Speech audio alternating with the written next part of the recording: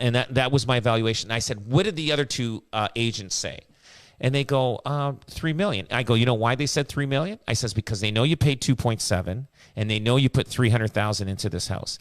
And that's what they were trying to do. They weren't looking at what the value was. They were looking at what you paid for it. And hopefully you would say, okay, yeah, we'll go with the $3 million because we got that much into it. And then they're going to beat you up on the price over a course of 6 months and beat you up and say, oh, sorry, I guess we're not getting any showings. We got to reduce. And that's their strategic way. And I'll tell you, I track every house that we go on and we don't get the listing because our number was different than other agents. And I track it, and then a lot of the times I was bang on right. And a lot of the times they call us after and said, please come. I think you're right. Let's go with you, Rob. You were right on your number. I get it. I'll work with them on their number, but they have to understand, though, my number is what the market is. And sometimes people get in trouble because agents will go in and give you a high number, and then you're expecting that, and then you can end up purchasing something that could end up more than what you really can afford, and then you get in trouble for that. So you got to be very, very careful on the number. Now, have I been wrong? Yeah, I've been wrong, but I'll tell you, my percentage of accuracy on the market, especially if the market's balanced, not like the crazy markets we had in 2021 and part of 2022. It's hard to gauge the market because it's moving so fast. But the way the market is today, right now, I am pretty accurate. I know my numbers, and I'm probably 95% to 97% accurate on my numbers when I give an evaluation. I really put a lot of depth into it. I have 3 formulas that I use, and those 3 formulas, if they come close to each other, then I know I'm right. Listen to this episode. Hello, everyone. This is Rob Golfi with REMAX, the Golfi team. Welcome to the Golfi Real Estate Show, Hamilton Edition with host Rick Zamperin. Another great Saturday morning here in the city, and happy to be here with Rob, who is the top dog at the number 1 REMAX team in Canada. Yeah, the Golfi team. Call them today if you want to get your house sold. 905-575-7700. Online at robgolfi.com. That's Rob, Golfi.com. Give them a like on Facebook. Follow them on Instagram and TikTok, and check them out on X and Threads as well. If you have a topic idea or a question for the Golfi team, the email is always open, questions at robgolfi.com. That email address again, questions at robgolfi.com. We're going to talk about multi-generational living on the show today, some traffic concerns. Should you wait to buy or sell your home in this market? We'll also look at some, flooding concerns in Burlington. If you're on Cavendish Drive in Burlington, you are wondering what the heck is going on. We'll talk about that in a few minutes' time. But let's begin with some stats that you have, Rob, that shed an interesting story in Hamilton, Burlington, and Niagara. Yeah, so when people are pricing their houses, and let's say the homeowner feels that let's do a Hamilton thing. So let's say the homeowner feels that his house is worth let's say $720,000, but really it's worth maybe $700,000. Like sometimes a lot of people, they want to list a lot higher. So okay, here's a perfect example. In Hamilton, if you list your house between $800,000 and $900,000, you got a 6.6% chance of selling it. That's year to date. But if it's listed between $700,000 and $800,000, where there's more buyers in that price point, you got over a 10% chance. So if you list your house, let's say $830,000. Let's say $830,000. You got a 6.6% chance, but your house is worth maybe $795,000. If you put that price point to $800,000, you have a 10% chance of selling it. A lot greater chance of selling it than you do at the higher price point. Now, like sometimes people, especially when you hit over $1 million, when you hit over that $1 million, you just reduce your percentage in getting a buyer, because that ceiling for a lot of people is $1 million, because you have to put more of a down payment and everything else. And like if your house is worth $1 million, listed at $1 million, I'll tell you, it's easier to say no to an offer than not get any offers at all. You will have a better chance of getting, maybe one offer comes in, it's not quite strong. Hey, goodbye. See you later. We'll wait for the next one. Another one will come in. You'd be amazed at pricing it right, you will get what you want. And you'll get it, but you reduce your percentages, especially go over $1 million. And there's a plateau for every form. Like in Burlington, like they're obviously the homes are more expensive in Burlington, but the hot point in Burlington is 1.1 million to 1.5 million. That's where the bulk of it is. Now, if you listed your house at 1.6 million. You reduce your chances because there's only 7% of the homes that sell at anything between 1.5 to 1.5 to 2 million. But if you get that house at at 1.5 or under, you have a 12.8% chance of selling it. And it's just, but I mean, if it's worth more, then it is worth more. You'll get it. But the thing is if you're in that plateau mark where you're in between two different price points, you're better off pricing it bang on to that price point than you are overlisting it and saying, hey, we need room for negotiations. Just say, no room for negotiations. We say goodbye and say no to the offer. That is the way to do it. But don't leave any room for negotiations. And when we list higher, you're basically hurting your listing, and you're going to end up having your listing go stale, and everybody's going to say, okay, and everybody's going to know about it. So you have to wait for new buyers to come into the marketplace. But it is so important looking at how to price your home. It is an art. There is strategic methods to it. So you have to be very, very careful. Two things that really stuck out to me. One from Burlington is that there were 48 homes sold between the $400,000 and $500,000 price range. I had no idea homes in Burlington were even that low. Those are probably condos, small condos, old condo buildings. Yeah, they're really small. I know. It's exactly. I did a double check, a double take on that one too. I saw that. I go, what kind of homes are these? And they're older condos. Yeah. Yeah. And really, I mean, the difference between, and again, this is in Burlington, 900,000 to $1 million, basically 6% of the homes sold in that price bracket.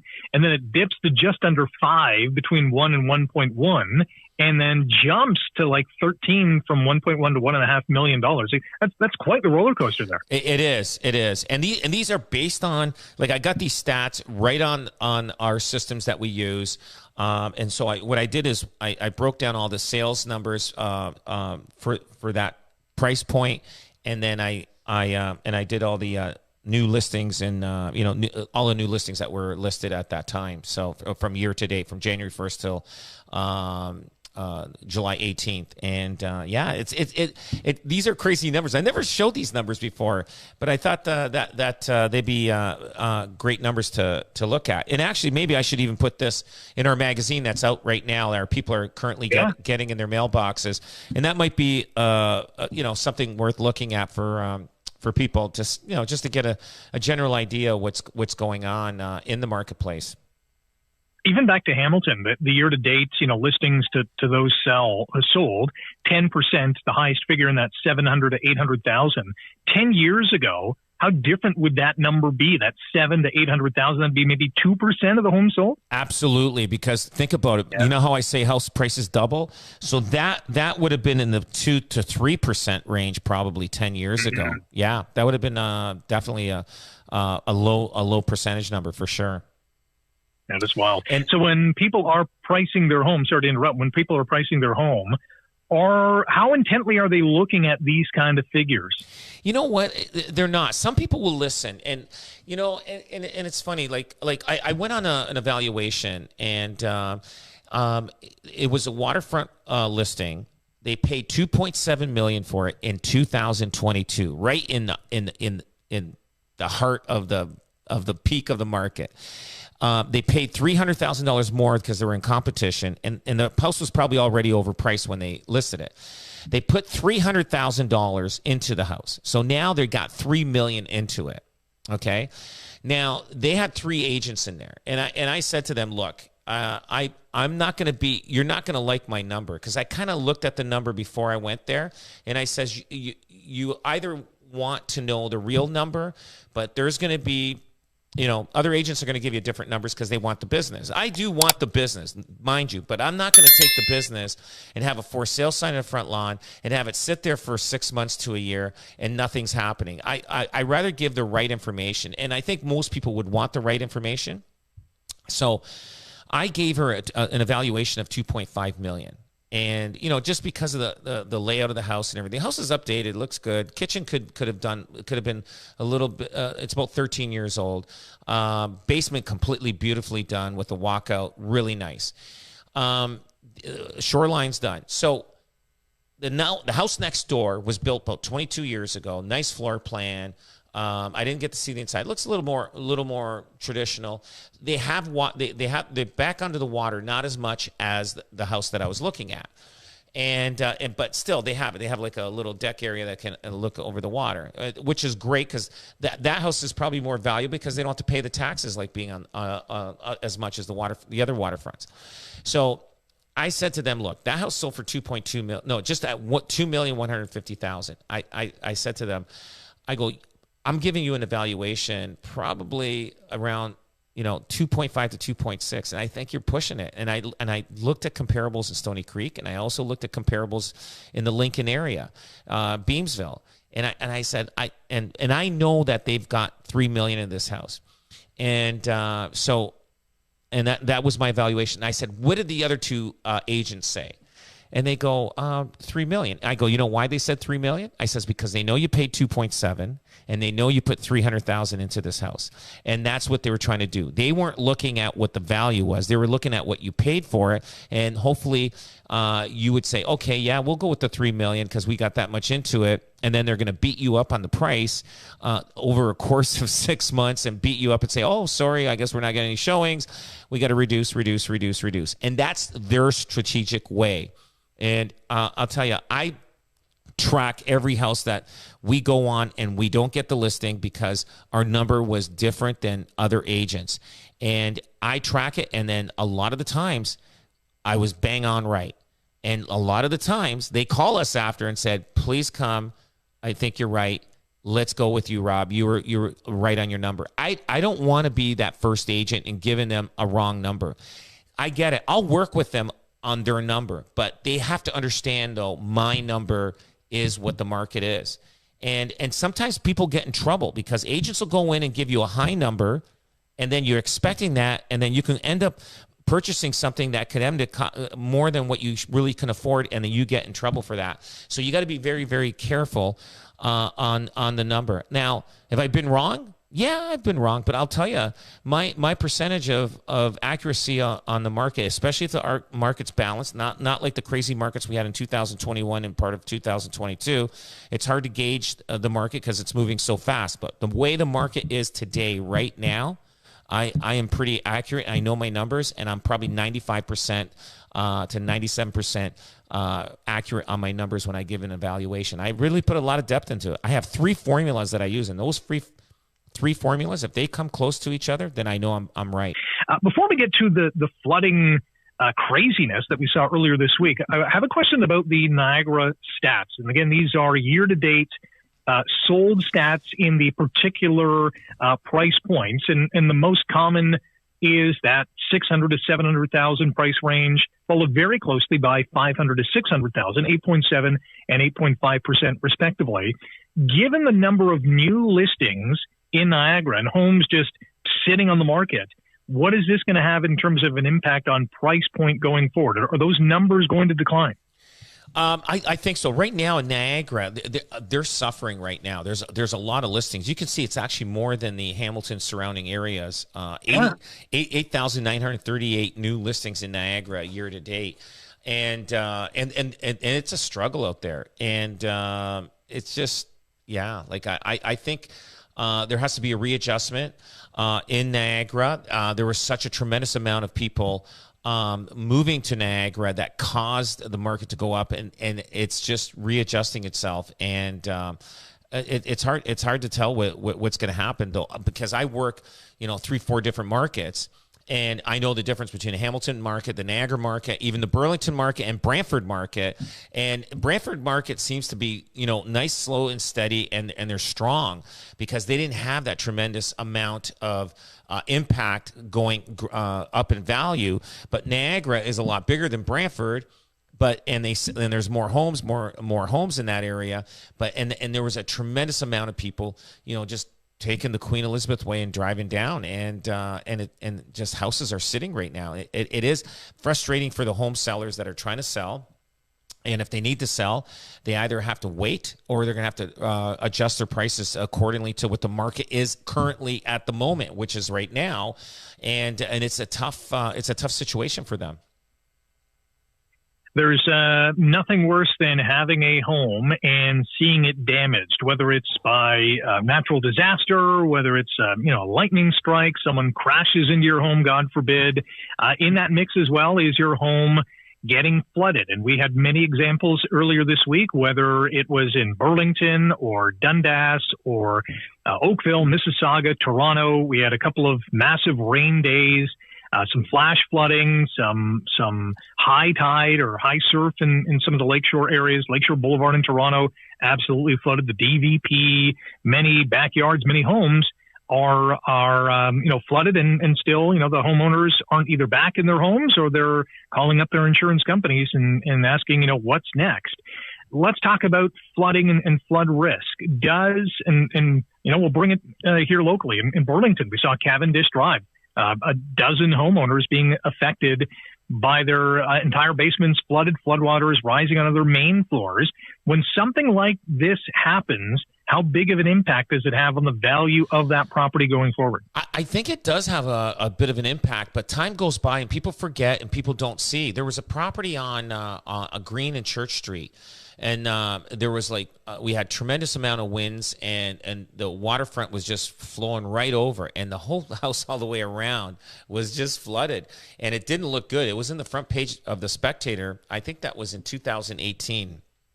April. I think it was April 2018, and it was it doesn't look good.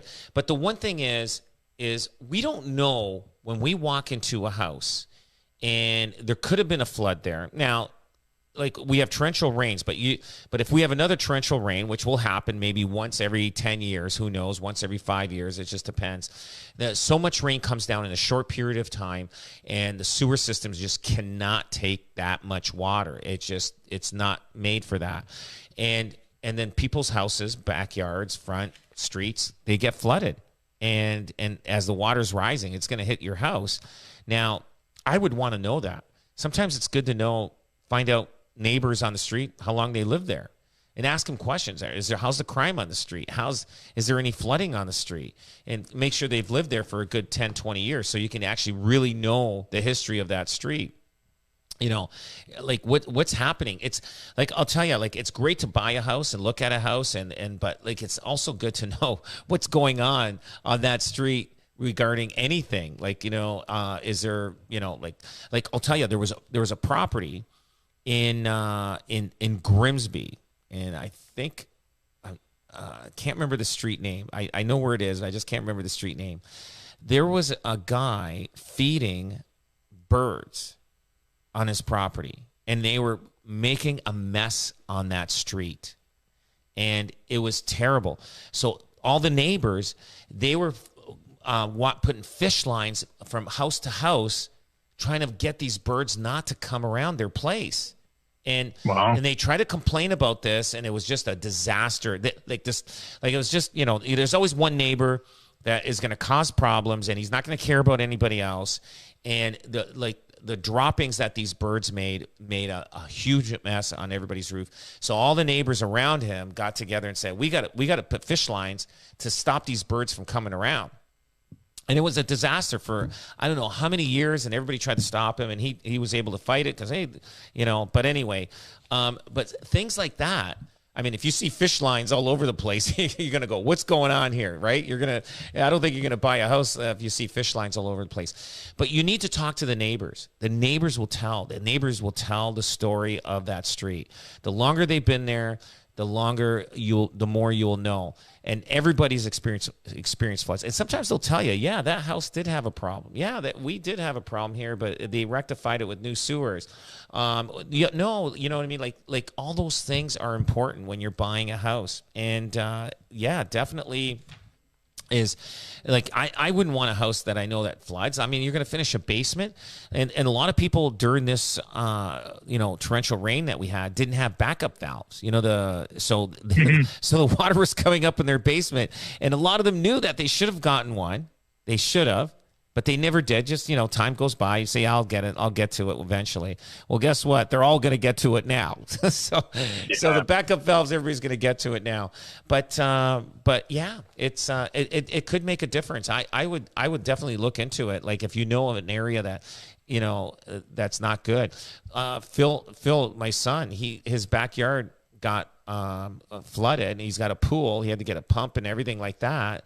And he said, he goes, I'm lucky that my house sits up high. He goes, but there's one part of his backyard that is a little low. So he thinks if he's going to get, put some dirt there, like, if somebody's, getting a pool or a house, digging a house, he get some topsoil and just kind of level off his backyard so the water just doesn't sit in his backyard. But yeah, he had some problems. He lives on, I think it's Seneca or Smith Street in Burlington, and yeah, he experienced a little flood there too. So it was a pretty tough situation. Yeah, water is going to go where it wants to go. There's not much that we can do to stop it. But let me ask you this: when it comes to water damage, because we know that when a person is selling a home, they have to disclose whether there was a leak in the basement. Do you have to do the same if your basement flooded because, a nearby river or creek flooded? You know what? You do and you don't. So let's say this. Let's say you had water back up from your sewer drain, and now you've got a backup flow valve there. It was rectified. A lot of storms went by. Never happened again. Yes and no, because it was rectified. But if you haven't rectified it and you got a problem, that homeowner will have a problem down the road, because if he hasn't fixed it and he hasn't disclosed it, and people move in, he will be on the hook for it, because he should have disclosed that he's got that problem. Definitely. Now, if you got a river in your backyard, and I seen this up on the mountain in either West Lincoln. This guy had a creek in his backyard, and he put retaining walls and everything. But I'll guarantee it, right now, I would love to drive by that house when that storm was happening. I guarantee it, the water levels probably went to his back door of his house. It's just a creek running off, 40-mile creek, I think it is, and I guarantee it that he's had some issues there, because I've seen some of these places when there's, respectfully, normal rain, and it fills up. Like these creeks and everything, they get pretty crazy. Especially the runoff from the Hamilton Mountain. Look at over here on James Street South coming down. I'm not sure if you got that video. I tried to send it to you, but it didn't work out good. The water that was coming down the mountain, right down to by the hospital there, St. Joe's Hospital. Okay. Yep. Rick, I was looking out the window. I could not believe the amount of water that was coming down the mountain. I just never saw that before. And I've owned this building since 2017. Now the neighbor looks at me and goes, "What do you think of that?" And I go, "Well, that's something I never experienced or saw before." He goes, "Well, it's happened once before." I go, "Okay, thanks for letting me know." Wow. But my parking lot going on to Markland, unbelievable. There was so much water. It was like a river going through my parking lot. And wow. and I was scared. I own, properties, and I have, different buildings and stuff like that. And I'm like, okay, which one? I'm going to get a phone call soon, but God, knock on wood, everything made it through. Everybody, like when there's such a traumatic storm of anything, it could be winter, it could be water, it could be anything. I'm like, something's going to happen, and I'm going to get some phone calls. But the torrential rain, I'm telling you better have your east troughs cleaned up, because you are going to have major problems with not only with your roof. Yeah. When people are buying or even looking at waterfront properties, is the potential of a flood at any point a big consideration at all? Absolutely. Absolutely. Yeah. There's a street, Windermere, in Stony Creek. I would personally, some of those houses are very close to the shoreline, very close, and it's scary. Like some people are not afraid, but I'll tell you, there's one house that I sold at least 3-4 times over the years, and the first time I sold it, somebody bought it to tear down, and it was flooded. Okay, just because it's close to the shoreline, so that got ripped down. They put a new house there, big 2-story, and then the person that built it got flooded. No problem. I'm not sure what they did. The next person that sold to, we told them, listen, heavy winds and the shoreline. You got to be careful. You got to fix your shoreline. You're going to get water in the basement. No problem. But I'll tell you, the last one, I think in 2018, they had some serious issues. Now, insurance companies know these houses, especially if there's claims, they know it. And now, it's like your driving wreck, getting a speeding ticket. The insurance company they know you got a speeding ticket. They know you got 3. You got to go on high risk insurance. Not that I have been on it, but yes, I have. But they know that. So especially if you're a homeowner that had a fire that the house burned down, to get insurance somewhere else, it's difficult. So to get insurance on certain houses that had major problems, the insurance companies have a record of that. And it'll cost you a lot of money for the insurance, or the insurance companies will say, we're not interested in insuring it. We're not, sorry. Or they'll put a stipulation. If you have a flood, you're not going to be covered. You're on your own on that one. So you got to watch the waterfront. You got to watch the shoreline. You better make sure if you're dealing with a realtor about the shoreline. I know shorelines, flat shorelines versus angled shorelines, big difference. Years ago, they did the flat shoreline, and that caused a lot of problems because the water would hit and then throw all the debris up on your backyard. But if it's on an angle, it doesn't. You won't get that debris. And literally, there was a house in Stony Creek next door to each other. The one had a flat wall there, and the other one had an angled retaining wall. The flat wall had stones all over the backyard. It was a mess. It was a mess. But now they know that they can't do flat wall retaining walls. It has to be on an angle. They have to put rocks on an angle, and it just kind of breaks it slightly, not like like hitting a hard wall. So those are things you got to look at when you're buying a waterfront property, and you better do your research on that, because when there's heavy hurricane storms that come through, those waves, I'll tell you, they will hit your back door even if you're 50 feet away from the shoreline. So you got to be very, very careful. Wow.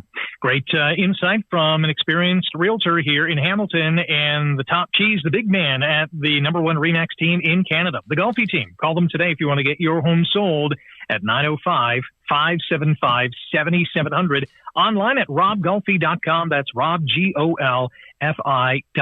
Let's get into multi-generational living. We're seeing more and more people doing this. In fact, StatsCan says the number of multi-generational households grew 21% from 2011 to 2021 and now make up about 3% of all Canadian households. It seems like, with mortgage rates so high, with down payments sky high because of housing prices, this seems to be a growing trend. Obviously, the stats suggest that. What are your suggestions for multi-generation would-be families looking into this? It is happening, and they're building these houses that are for multi-generational. You'd be amazed. In Niagara Falls, Empire Homes, in the south end of Niagara Falls, they've got a whole area of multi-generational homes. It's like it's amazing. But the old days when immigrants were coming into, let's say, like in Ontario or in Canada, from the 50s, 60s, and 70s, usually, one family would end up buying the house, and then they have, their relatives and their parents and their kids. You would have like a lot of people living in one house, but, everybody's pitching in to pay the mortgage, but only one person's on the mortgage. That was back then, but now it's no different. But now they're saying let's put both of us on title because they're more expensive. Like if you had the balance, the housing costs in the 70s versus in today in the 2024. I mean, you do need two incomes. Back then, you didn't need two incomes, but you need 2, 3, 4 incomes now just to afford a house. And the developers, they realize there's a demand for multi-generational homes. The banks realize there is, so a lot of people go on title together, and they actually share the mortgage together. And I mean, you hope you get along with whoever, your kids, your daughter-in-laws, son-in-laws, your mother-in-law, father-in-laws, grandparents. You better hope you get along with them, because when you're sharing a house, it could be a very tight situation, especially when the daughter-in-law is not cooking like the mother-in-law does, and there could be some issues there. So, but yeah, a lot of it's happening, and it's a popular thing now. Absolutely. Let's transition from multi-generational families to some individuals, and maybe even some families in Hamilton and the GTA, who are looking at, and this was a big story in, I think it was Toronto Star earlier this week, that there was a survey done, and it asked people about their concerns about gridlock, traffic congestion in the GTHA. And 53% of the respondents said it was so bad that they are considering moving away because of traffic concerns. This is really not surprising. Maybe the statistic, the 53%, might be surprising to you, but boy, we've had gridlock and congestion for so many years. Now couple that with high housing prices, and now they're thinking maybe now's the time to move. Absolutely. You know what? I don't know if it's just the summer traffic, Rick, but that Queen Elizabeth Way, even going towards Niagara all the time, is brutal in some cases. Like if they just cut one lane off just to do some road work, I mean, you got backup for like 30, 40 kilometers back. It is tough, and people are getting tired of just sitting, and you can walk faster in that time than you can drive. And if you got an electric car, you're out of gas, you're running empty on gas, you're going to be in trouble. So if you get but there are issues. People are looking at where they're moving to just because of the congestion. It is getting bad. Like nobody wants to deal with it. Can you imagine, like people go to work every day and they probably spend over an hour and a half in driving to, and an hour and a half driving back. That's 2 to 3 hours out of your day. I mean, like, sometimes it's worth maybe making a little less money, working more closer to home, or like just getting away from that heavy congestion area. Like a lot of people are moving. That's why Niagara, there was such heavy growth and heavy appreciation of values in Niagara for a while, and now it's got to readjust itself. But that's why people are moving out this way. They're getting sick and tired of this Toronto traffic. Even Hamilton's getting pretty ugly right now.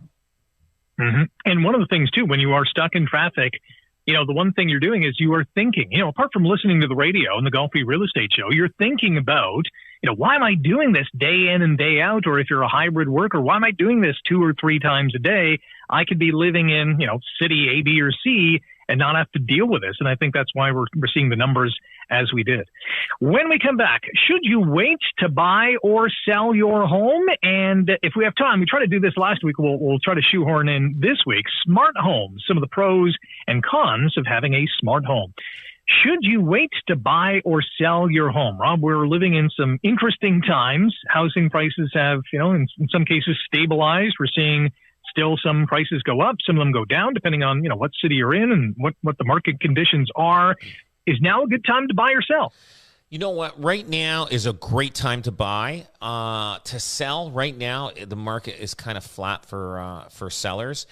But I would personally, in this market, summer market, I would try to sell first before buy, unless it's a house that you really, really love, and the house you're buying, they're not going to take a conditional sale of property on your house. Get a long closing, but here is the important thing, is make sure your realtor is accurate on the number. Now, if he's just giving you a number because he wants to win that listing because he knows the high number you hear is you're going to fall in love with and say, okay, you're my realtor, even though you gave me a high number, even though you have no experience in knowing the market, I don't care. Because you gave me a high number, I'm going to go with you. Be very careful on those. There's a lot of those ones out there. Now, and I told a story one time where a guy thought his house was, an agent told him years ago that his house was worth $350,000. It was only really worth $300,000. Now, he ended up buying a house, and he wouldn't have bought that house if he knew his house was worth $300,000. So you got to be very careful. And just like this lady that I was talking earlier, I told her $2.5 million to put their house up for sale, 2.5, 2.6. Now, two other agents said $3 million, and they're only giving that number because that's what she's got into it. Now, if she went out and bought firm, and she buys firm on another house and finds out that she ends up getting 2.4 or 2.5, and she's going to go, whoa, I'm $600,000 less than, or $500,000 less on what I thought I was going to get. That can really seriously cause a lot of problems for somebody when they're buying a house. And even if it's a $50,000 difference on a lower price point, it can cause problems. So you got to be very, very careful. I would personally, in this market today, I would buy first before sell. Great suggestion, great advice from Rob Golfi from the Golfi team. Give them a call if you are in the mindset of buying or selling, 905-575-7700. All right, I promised it last week. We didn't get to it. I just mentioned it before the break this time. Let's talk about smart homes.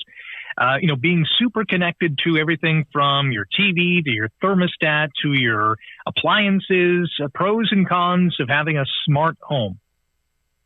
There's a lot. You know what? They're fantastic, but when they don't work and power's out, you're in trouble. So, that's true. You know what I mean? So it's always good to have at least some kind of backup system. Now, a lot of people are getting generators in their house, which, hey, smart houses are fantastic. You know what I mean? You can walk in and just say, hey, Google or whatever, put the lights on, open the door, do this, do that. Those are great things to have. It's convenience. You don't have to clap anymore to turn the lights on. You just have to just say it. But you got cameras and everything. But smart homes are great. But if you have a power outage or anything like that, and sometimes you can't even get into your house. You know what I mean? If let's say if everything's done through electrical and power goes out, some people are locked out because what happens is. We have a system here, our door locks here. Now, if you don't have the key with you, you usually keep the key inside the house because you use electronic thing to swipe against the door so the door unlocks for you. Now, how do I get into the house if the power is out? Because I left the keys for the main doors inside the house because we never had to use them. So you know what I mean? Like it's not a key that you use every day. So smart homes are fantastic. I love them. And they do everything. But you just, you're just going to have some inconveniences when there's a power outage, when it's happening. We got about a minute. Are they a key selling feature when a home is super smart, I guess? Absolutely. Yeah. I'd be if I saw a house that was super smart, and I'd be interested, I mean, because but I would probably put a backup system, and I'm looking at that right now. I've been looking at putting a generator for my house and for my main office, just so that if there is a power outage, we still have power for, the phones to ring and everything else like that. And we still get our phone calls, and you've got power. I mean, remember years ago, I'm not sure how many years ago, we had that power outage in Southern Ontario, and that lasted for what, 2-3 days? Rick, do you remember? I don't remember. This was the 2003 blackout? It was it 2003? That was 21 years ago. Well, or 19 years ago, 19, Wow, that was, I didn't realize. And I remember in Grimsby, I know we're running out of time. Grimsby was the only place that did have power, and everywhere around us didn't. Yeah, it was crazy. And for some, that lasted like a week. Yes. Like, remember the people throwing out meat and everything in their fridge? Yeah, it was a disaster. Yeah. We got to go. You can listen to our show online through Spotify, iTunes, Google Podcast, Stitcher, and many more. Just search for the Golfi Real Estate Show in your favorite podcast platform. Hit that follow button. so you never miss an episode. Thank you, Rob, and thank you for listening to the Golfi Real Estate Show. We're back next Saturday at 9 on 900 CHML. Yeah, picking the wrong realtor, that'd be a big mistake. That cost me money. Hi, Rob here, and hey, we get it. We get that the right realtor makes all the difference. My advice, talk to 3 realtors, including one from the Golfi team. Compare and you'll see no one gets results like Golfi because of the millions we invest in marketing, getting you the most money in the least amount of time. The Golfi team, Golfi gets it sold. Pick the right realtor. Just Google Golfi.